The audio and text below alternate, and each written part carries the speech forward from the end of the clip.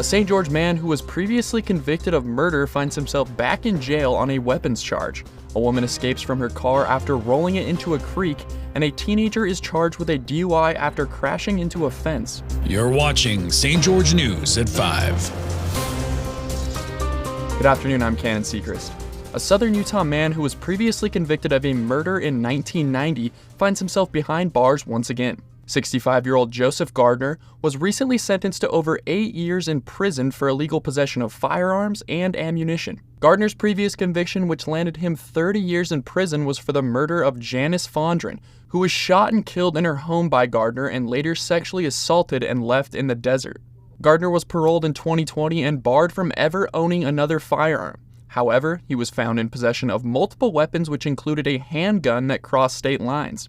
Gardner pleaded guilty to the federal charge and was sentenced to nearly 9 years in prison. On Tuesday night in Tokerville, a driver escaped from their vehicle after rolling it off the side of the road and ending up upside down in a creek. It was reported that the driver was wearing a seatbelt at the time of the crash and walked away with minor injuries. The driver told authorities that the vehicle malfunctioned, which resulted in the car running off the road and rolling into the creek, to which they still were cited for an improper lane change. A 19-year-old male was arrested for a DUI after his car veered off the road and into a fence near Staley Family Farm in Washington City. A small fire was ignited but was quickly extinguished by firefighters. Police are still unsure how the fire started, but what was clear is that the crash led to the fire. The driver was uninjured and faces additional charges along with the DUI. And now I'm going to send it over to Sheldon and Amy to give us a breakdown of what's going on this weekend in Southern Utah.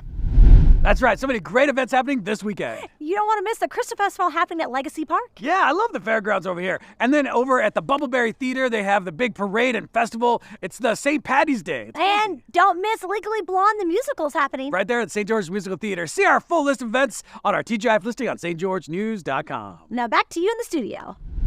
Thanks, guys. The St. George Fire Department set out to local elementary schools not to extinguish fires, but to help the community in another way. Bridger Palmer has more on the story. The post office in Betsy. St. George Fire Department firefighters were dispatched to Legacy Elementary School for Read with a Hero Day. Police and fire from across Washington County participated in the event, going to some 20 elementary schools. The firemen said that they had done this before.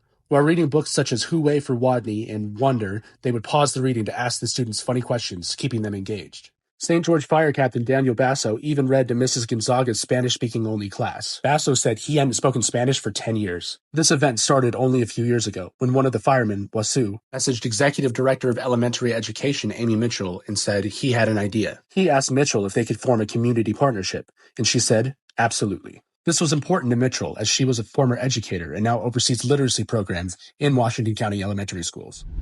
Thanks, Bridger. In the midst of her battle with cancer, Madison Thornton received some unexpected news that she was 4 months pregnant with her first child. The joy of bringing a child into the world was shadowed by concern, as the treatments pose a risk to her unborn daughter. Madison's Hodgkin lymphoma diagnosis has prompted a delicate balance between her health and her baby's. She has received unwavering support from her loved ones and the community as Madison embarks on chemotherapy treatments while carrying her child. Thank you for watching St. George News at 5. I'm Cannon Seacrest with St. George News, your #1 source for local news. This has been St. George News at 5.